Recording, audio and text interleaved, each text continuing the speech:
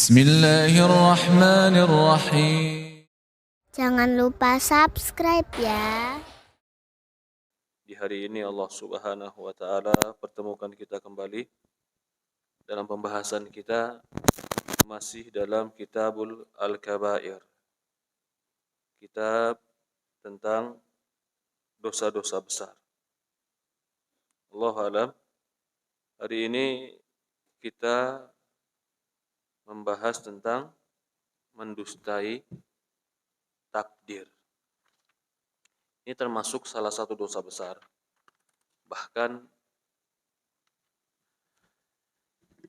bisa jadi orang yang mendustai takdir itu masuk ke dalam kekufuran. Bukan hanya dosa besar, tapi bisa jadi kufur kepada Allah Subhanahu wa taala. Kita baca dulu dalil-dalilnya tentang wajibnya kita mengimani dengan takdir. Allah Subhanahu wa taala berfirman dalam surat Al-Qamar, "Inna kulla syai'in khalaqnahu biqadar." Sesungguhnya segala sesuatu telah kami ciptakan dengan qadar, dengan kadarnya. Yang diartikan di sini dengan takdirnya. Jadi semua diciptakan oleh Allah itu sudah ada kadarnya. Usianya sudah dikadarkan, besar kecilnya sudah dikadarkan, waktunya sudah ditentukan, tempatnya pun sudah ditentukan. Maka segala kehidupan apapun dia, inna kulla syai', semua segala sesuatu sudah ada kadar dan ukurannya. Yang dimaksud adalah sudah ada takdirnya dari Allah Subhanahu wa taala. Di dalam hadis atau dikatakan dalam tafsir Ibnu Jauzi, sebab turun ayat ini ada dua pendapat. Pendapat pertama mengatakan bahwasannya musyrikin Mekah mereka mendatangi Rasulullah SAW dan mereka mendebat Rasulullah SAW tentang masalah takdir. Mereka tidak percaya dengan masalah takdir. Ya, ini diriwayatkan oleh Imam Muslim dan yang lainnya. Sebab turun ayat ini. Sebab yang kedua, jadi kalau di sini pahami yang mendebat tentang takdir adalah orang musyrikin. Yang menetapkan tentang takdir adalah Rasulullah. Maka turun ayat ini, inna kulla syai'in khalaqnahu biqadar. Segala sesuatu kami telah ciptakan dengan kadarnya, takdirnya. Pendapat yang kedua mengatakan bahwasannya sebagian orang Najran datang ke Rasulullah dan mengatakan, "Ya Muhammad, kamu menyangka bahwasannya pelaku maksiat itu sudah ditakdirkan. Bukankah begitu?" Maka Rasulullah mengatakan, "Wa antum khusama Allah." Kata Rasulullah SAW, kalian itu orang-orang yang suka mendebat Allah. Maka turunlah ayat ini. Innal mujrimina fi dhalali was-su'ur. Orang-orang mujrim di dalam kesesatan. Wa yauma yushabuna fin nari ala wujuhihim. Mereka dicampakkan dan diseret ke dalam neraka atas wajah-wajah mereka. Dzuqu massa saqar. Rasakanlah azab api neraka.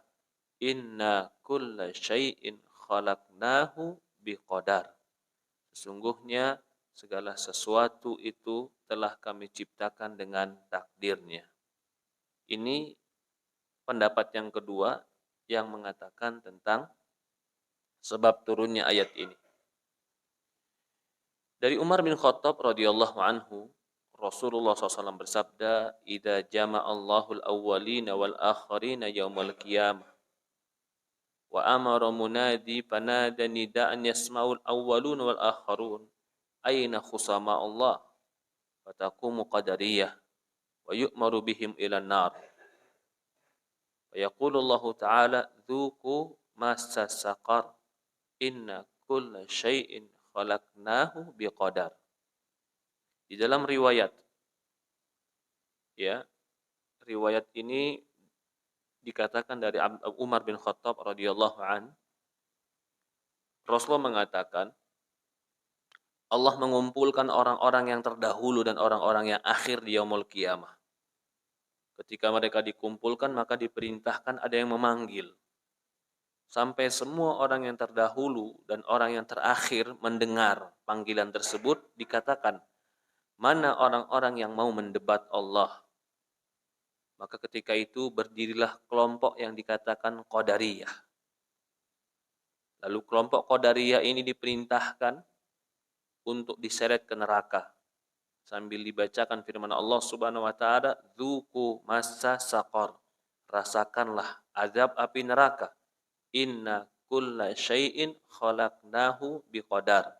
Sesungguhnya segala sesuatu telah kami ciptakan dengan takdirnya. Mereka, orang-orang yang Qadariyah, dikatakan sebagai pendebat-pendebat Allah karena mereka berdebat di dalam masalah takdir. Yang mereka mengatakan maksiat itu bukan takdir dan bukan ketentuan Allah, sehingga mereka diazab dengan itu. Perhatikan ini, Pak.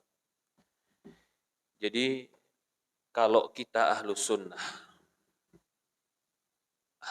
di sini, ahlus sunnah wal jamaah, termasuk keyakinan yang paling dasar, itu wajib beriman kepada takdir, wajib hukumnya. Karena itu termasuk rukun daripada rukun iman. Banyak kewajiban yang wajib kita imani, tetapi ketika kewajiban itu masuk dalam rukun iman, berarti kewajiban ini nggak bisa ditawar-tawar.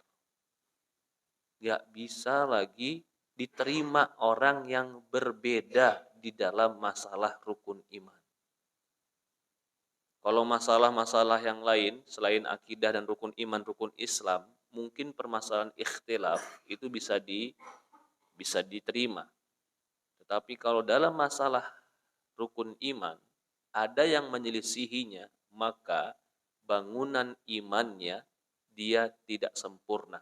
Bagaikan bangunan yang kekurangan satu tiang. Tinggal ditiup angin akan roboh semua bangunan itu. Maka di sini para ulama mengatakan, beriman kepada takdir itu adalah ibadah hati yang wajib diamalkan oleh setiap mukmin. Tidak beriman dengan takdir itu adalah diamnya pelaku maksiat. Dia seperti diam, tapi dia bermaksiat kepada Allah dengan tidak beriman kepada takdir. Jadi tinggal permasalahannya adalah bagaimana memahami takdir tadi. Yang pertama yang harus kita pahami bahwasannya semua ini ciptaan Allah. Ya. Dan Allah sebelum menciptakannya, pasti Allah berilmu tentang apa yang Dia ciptakan. Maka itu dikatakan beriman kepada takdir ada maratibnya, ada tingkatannya. Pertama, tingkatannya adalah beriman kepada ilmu Allah Subhanahu wa taala. Beriman kepada ilmu. Ya. Yang kedua, beriman kepada apa? Beriman kepada kitabah. Jadi begini. Ada, nanti saya jelaskan. Yang pertama, tingkatan pertama beriman kepada ilmu. Kita yakin Allah berilmu, Pak? Yakin. Ilmu Allah terbatas dengan waktu dan dengan tempat? Tidak. Oke. Sekarang saya tanya. Ilmunya tidak terbatas dengan waktu. Berarti apapun yang pernah terjadi, tidak ada yang luput dari Allah. Betul? Ilmunya tidak terbatas dengan waktu. Apapun yang akan terjadi, pasti Dia tahu. Ya kan? karena terikat dengan waktu. Yang belum terjadi, dia pasti tahu. Pertanyaannya, adakah batas waktu yang akan terjadi di waktu itu Allah tidak tahu? Adakah batas waktu yang akan terjadi dan batas waktu itu di saat itu Allah nggak tahu? 1000 tahun ke depan Allah tahu tidak? 1.000.000 tahun ke depan Allah tahu tidak? Berarti tidak ada batas waktu. Semua Allah tahu. Itu namanya ilmu. Maka itu dikatakan Allah Al-Allamul Ghuyub, Maha tahu tentang yang gaib. Itu dari sisi waktu. Dari sisi tempat. Adakah satu tempat? Tempat itu ada yang dohir, ada yang gaib. Yang dohir, itu dohir menurut kita. Ini depan kita semua dohir. Yang di bawah tanah, menurut kita sekarang gaib. Tapi bagi Allah itu tidak gaib. Sekarang pertanyaannya adalah, di, di, di dalam tempat, adakah satu tempat yang di sana Allah tidak tahu? Pasti nggak ada. Ya tidak? Maka apapun yang terjadi di langit dan di bumi pasti Allah tahu. Ini namanya ilmu. Ilmu Allah. Maka ketika Allah berkata kepada malaikat, inni ja'ilun fil ardi khalifah. Apa kata malaikat? Qalu ataj'alu fiha ma yufsidu fiha wa yusfiku dima wa nahnu nusabbihu bihamdi wa nuqaddisu lak. Allah berfirman ketika ingin menciptakan Adam. Apa kata Allah? Aku ingin menjadikan khalifah di muka bumi. Malaikat bilang, ya Allah, apakah kamu ingin menjadikan orang yang merusak di muka bumi? Dan mereka akan menumpahkan darah. Ini pernah kita singgung sedikit. Kenapa malaikat sudah tahu akan ada yang menumpahkan darah? Apakah malaikat tahu gaib? Tidak. Kata para ulama, ini menunjukkan dalil jin sudah diciptakan dan adanya makhluk selain manusia. Yang mereka diciptakan sudah menumpahkan darah. Karena malaikat tahu dari mana? Adam belum diciptakan, makhluk belum diciptakan, malaikat bilang, apakah kau akan menciptakan yang menumpahkan darah? Wa yufsiduna fil ard. Bahkan mereka akan merusak di muka bumi ini. Dari mana tahu pengetahuan malaikat? Kata para ulama, sudah adanya jin yang melakukan itu. Apa kata Allah? Allah mengatakan bahwasannya aku lebih tahu. Belum diciptakannya Adam, Allah lebih tahu. Adam itu tidak akan merusak semuanya. Ya, ada yang merusak, ada yang baik. Di sini kita ingin menegaskan, sebelum diciptakannya dia, Allah sudah tahu tentang apa yang akan terjadi. Sebelum diciptakannya kita, Allah sudah tahu apa yang akan kita lakukan. Maka itu dikatakan ilmu. Yang Allah tahu ini pun secara rinci. Allah tahu tentang kita itu rinci, Pak. Allah tahu tentang kita rinci. Bahkan Allah tahu tentang kita, kapan harus berkedip dan mengapa kita berkedip dan berapa banyak kita berkedip selama hidup. Allah tahu tentang kita rinci. Karena kalau dikatakan Allah cuma tahu yang umum saja, oh dia hidup sekian, mati sekian, nggak tahu rincinya, menunjukkan seolah-olah ingin mengatakan ada di dalam makhluk yang Allah ciptakan yang Allah tidak tahu. Mungkinkah ada makhluk yang Allah ciptakan Allah tidak tahu tentang yang dia ciptakan? Tidak. Maka Allah tahu tentang kita. Itu rinci. Rinci tentang kita. Allah tahu tentang cara berpikir kita. Allah tahu tentang apa yang kita inginkan. Allah tahu tentang karakteristik kita. Allah tahu tentang keinginan jiwa kita. Dan apa yang akan kita pilih untuk hidup kita, Allah tahu. Ini yang pertama. Allah itu punya ilmu. Ilmu ini ditolak oleh kelompok yang bernama Qadariyah. Qadariyah mengatakan, tidak mungkin Allah tahu. Allah tahu itu yang sudah terjadi. Yang belum terjadi, Allah nggak tahu. Maka, apa yang akan terjadi, itu adalah pilihan makhluk yang tidak diketahui oleh Allah. Maka hadis ini, ayat ini, ingin menegaskan bahwasannya, mereka menolak takdir, Allah katakan, Dzuqu massa saqar. Katakan pada mereka, rasakan azab neraka. Kenapa? Inna kulla syai'in khalaqnahu biqadar. Karena kami telah ciptakan segala sesuatunya dengan takdir. Mereka yang menolak takdir seolah-olah diancam. Kalian akan dicampakkan dan akan diseret ke dalam api neraka. Itu yang diinginkan. Dzuqu massa saqar. Kemudian, yang kedua, yang kedua adalah Alkitabah. Ini tingkatan kedua dalam takdir. Alkitabah itu adalah ditulisnya. Semua yang Allah tahu tadi, yang secara rinci tadi, yang akan terjadi, bahkan 50.000 tahun sebelum terjadi, Allah tulis semua itu. Itu namanya kitabah. Itulah penulisan di Lauhul Mahfuz. Di Lauhul Mahfuz. Berarti yang tertulis di Lauhul Mahfuz itu adalah pengetahuan dan ilmu Allah tentang apa yang akan terjadi. Dan apakah pengetahuan Allah tentang apa yang akan terjadi itu? Berarti kan ini belum terjadi. Belum terjadi nih, Pak. Ya kan? Tapi Allah sudah tulis. Allah tulis karena Allah tahu akan terjadi.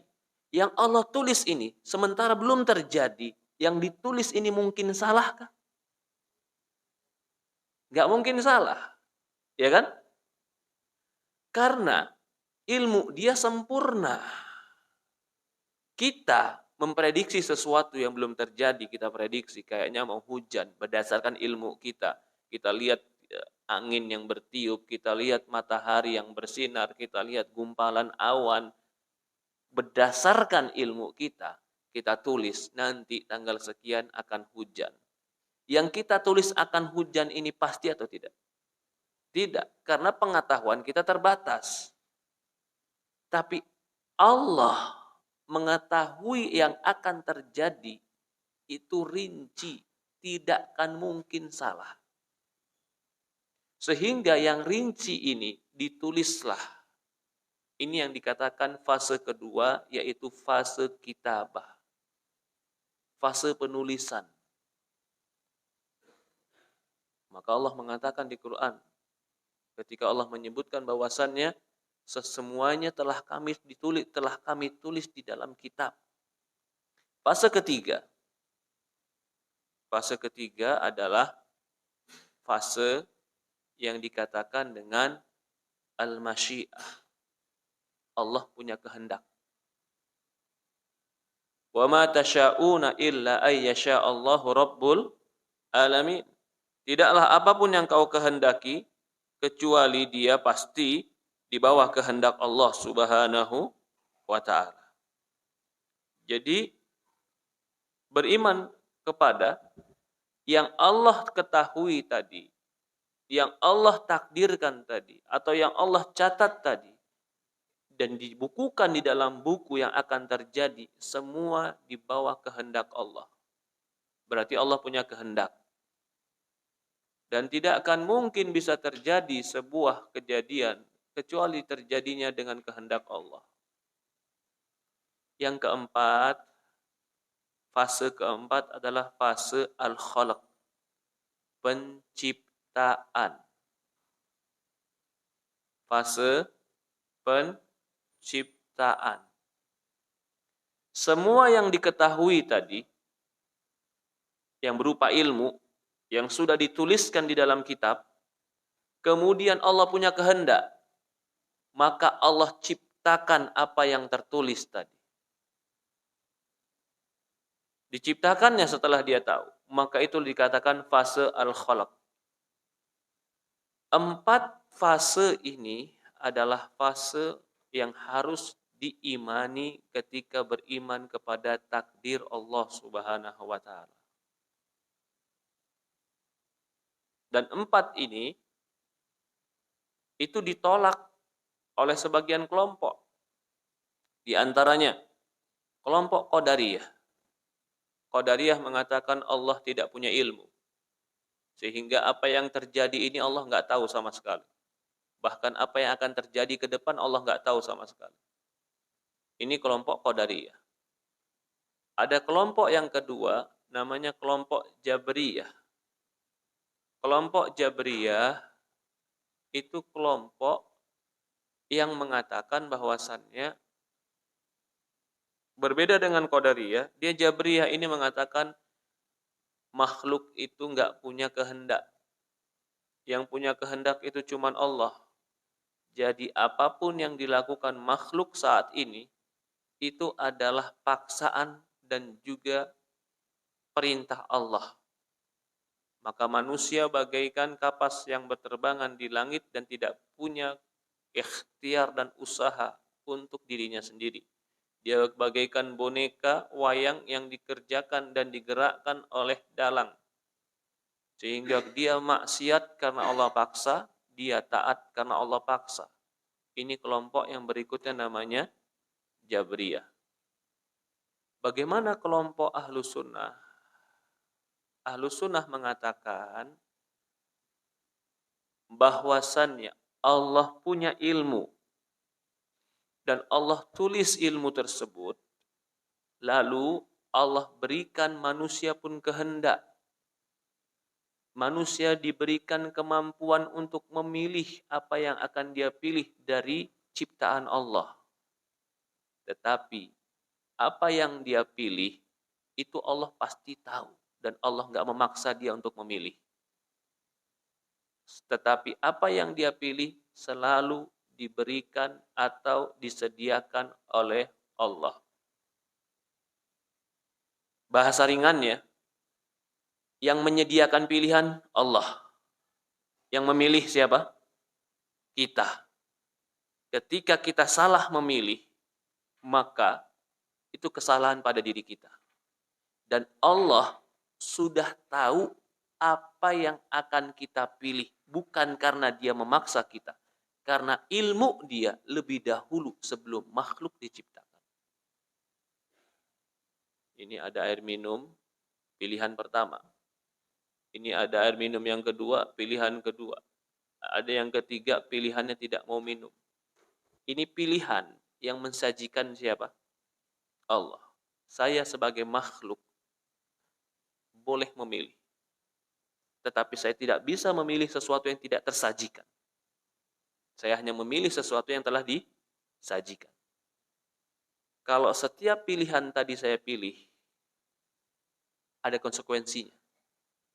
Kalau minuman air putih saya pilih, konsekuensinya untuk saya baik, sehat. Kalau khamar yang saya pilih, konsekuensinya untuk saya jelek. Apakah saya dipaksa untuk minum khamar? Tidak. Jabriyah mengatakan kamu dipaksa untuk minum khamar. Padahal kita punya kesempatan memilih. Ketika saya memilih tadi, sebelum saya pilih, Allah pun sudah tahu apa yang saya akan pilih.